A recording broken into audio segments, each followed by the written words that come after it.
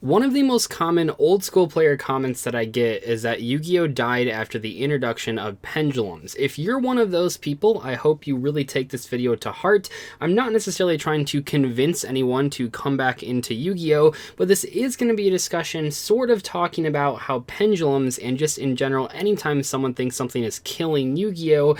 Doesn't always happen nearly on the scale that you think it does. People are very afraid of change. This goes for life, it goes for any game, it goes for any card game, and this is especially true in Yu-Gi-Oh! I've actually made an entire video talking about top 10 times Yu-Gi-Oh! Was dying, sort of making fun of the fact that people are always saying, I mean, for the last like 15 years, that this is going to be the thing that kills Yu-Gi-Oh! No, this is going to be the thing that kills Yu-Gi-Oh!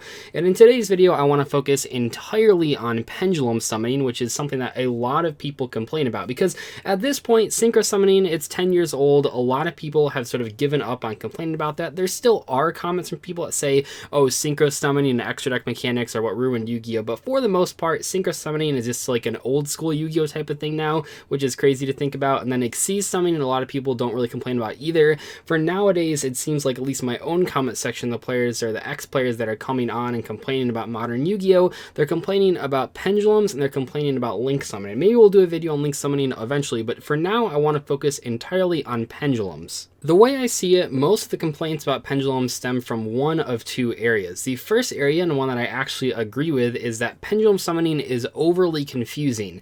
This is absolutely true. When pendulum summoning was announced, it looked ridiculous. You now have monsters that are spells. They go face up in the extra deck. They have scales on them. They have two different effects. There's so much text on these pendulum cards and so many rulings surrounding them. How does anyone keep track of that? And I actually sympathize with that, because as someone that was around when pendulum summoning was first introduced, yeah, it was pretty confusing and a lot of people had rulings wrong. There was a lot to relearn about Yu-Gi-Oh! The other area that people are usually coming from is that pendulums were way too strong out of the gate and made other decks unplayable.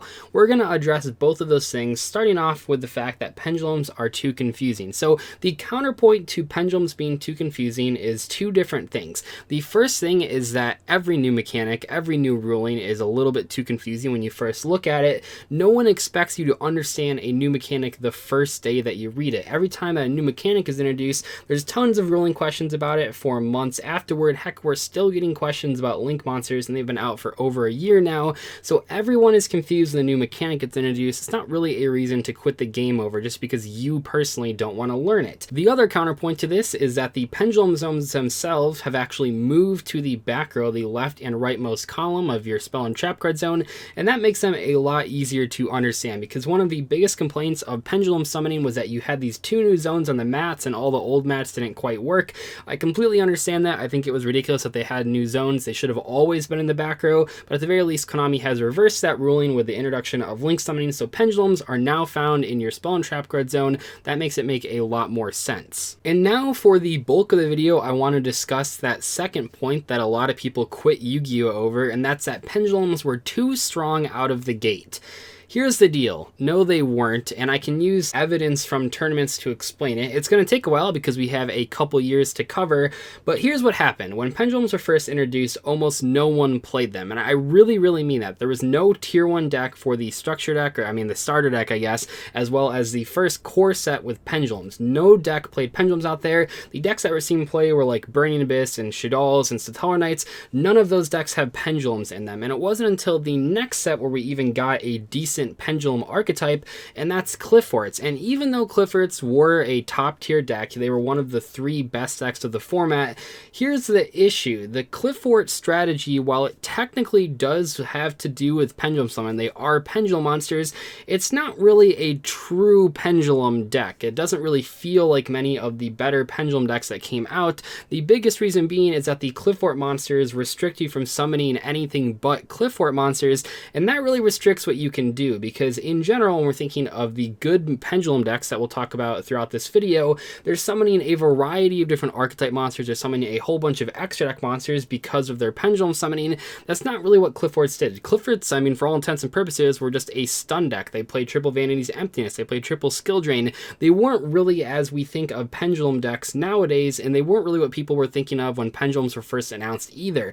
So I just wanted to get that out of the way, that Clifforts were one of the better decks. They obviously were not the best best deck though. They're like the third best deck, and they technically did have Pendulums in there, but they weren't nearly as dominant as a lot of people might have thought the first big Pendulum deck would be. And also, even if you take away the Pendulum aspect of Cliff Forts, they don't intrinsically change too much. It definitely changes the strategy, but it doesn't completely take away what makes it good, because what made Cliff Forts good was the fact that they were good stun monsters and Cliff Fort Scout could repeatedly search them to your hand. The fact that they were Pendulum monsters mattered, but it didn't matter as much as later, better Pendulum strategies in the future. And then, believe it or not, there wasn't another good, solid Pendulum deck until over a year later. Really keep that in mind when you think that Pendulums ruined Yu-Gi-Oh! Out of the gates. There was not an actual deck that took advantage of how Pendulum summoning could be taken advantage of until over a year after the mechanic came out. If you go back to Synchros, if you go back to Xyz monsters, heck, if you go to Link summoning, all of those mechanics almost immediately had a tier 1 deck out of the gates, fully abusing the mechanic, and it just got better and better and better with each new set.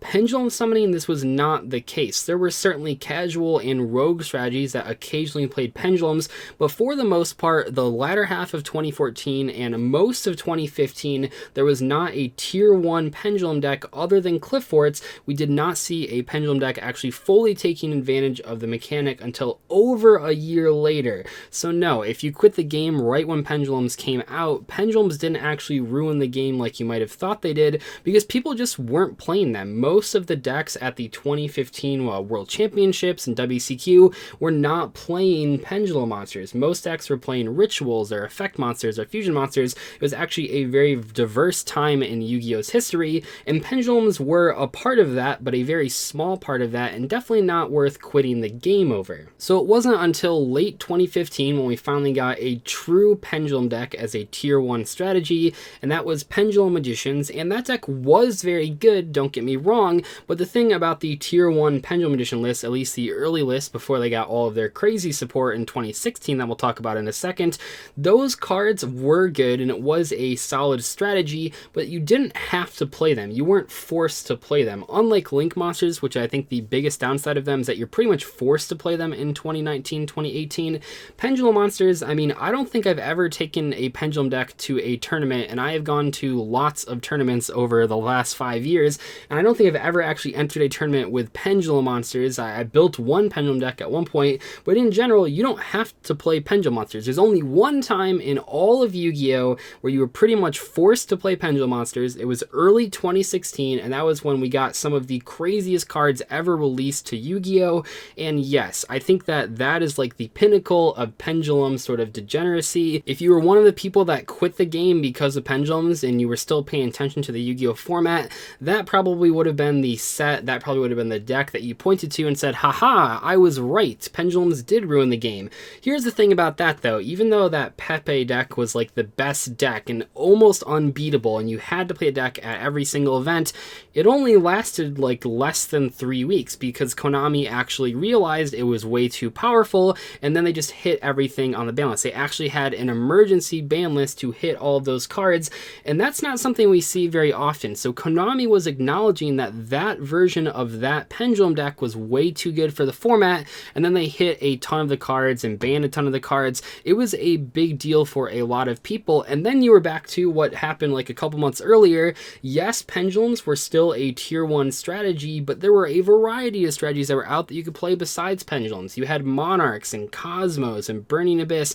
and so many other things that didn't play Pendulums. So really, when we're thinking of all of Yu-Gi-Oh! Since Pendulums were released, was there ever a format where you had to play just Pendulums? The answer is yes, and it's one time, and it's for less than a month. Is that really worth quitting the game over? I think a lot of people really thought Pendulums would just be the best mechanic out of the gate, and certainly Pendulum summoning, even before the Link summoning was added, was one of the best mechanics, and it is very good in the right strategy, but you've never really been forced to play the deck. If you didn't go to that one specific YCS that happened when that Pepe deck was at full power, you weren't really ever forced to play Pendulums, because right after it, you could play so many other decks, and heck, the Monarch deck was like $30 for the whole thing, and it was a tier 1 deck. That's an excellent strategy for budget players and returning players to pick up and just enter event in. You don't have to play any Pendulums. You're not forced to do that, unlike Link summoning, which we'll talk about in a future video. But in general, Pendulum summoning did not make nearly as big of an impact as many players thought it would. If you quit the game because you thought Pendulums is just all that Yu-Gi-Oh is in 2018, 2019, I highly encourage you to come back because the mechanic did not have nearly as big of impact as a lot of people thought it did. Obviously, there were tier 1 Pendulum decks, and there were tier 1 and Pendulum decks like a year after that as well, but when a mechanic takes 1 year to fully get to like a good strategy, and then that strategy gets instantly banned, is the mechanic truly good enough to actually quit the game over? I don't think so. And there certainly will be probably Pendulum player fans in the comment section below that are saying Pendulums have always been good. I mean, certainly there are even nowadays people that stand by Pendulums, and they are a pretty good rogue deck, but Pendulums aren't nearly as prevalent as a lot of people made them out to be, and most importantly, you don't have to play them. You never really have had to play them outside of that 1 month, and that's a big deal. And we even got perfect Pendulum counters like Dimensional Barrier. If you really hate Pendulums and you think you're going to go to a tournament and just play all rounds of Pendulums, just play Dimensional Barrier, then you can probably win all those matchups. But the fact of the matter is that I think in the last like 10 tournaments I've gone to, I've played against maybe 2 players playing Pendulums. It's just not a very popular deck. It was pretty popular in early 2016, but by the end of the year, not a lot of people were actually playing Pendulums. They were moving on to things like Zodiacs, which was just Xyz monsters and just stuff like that.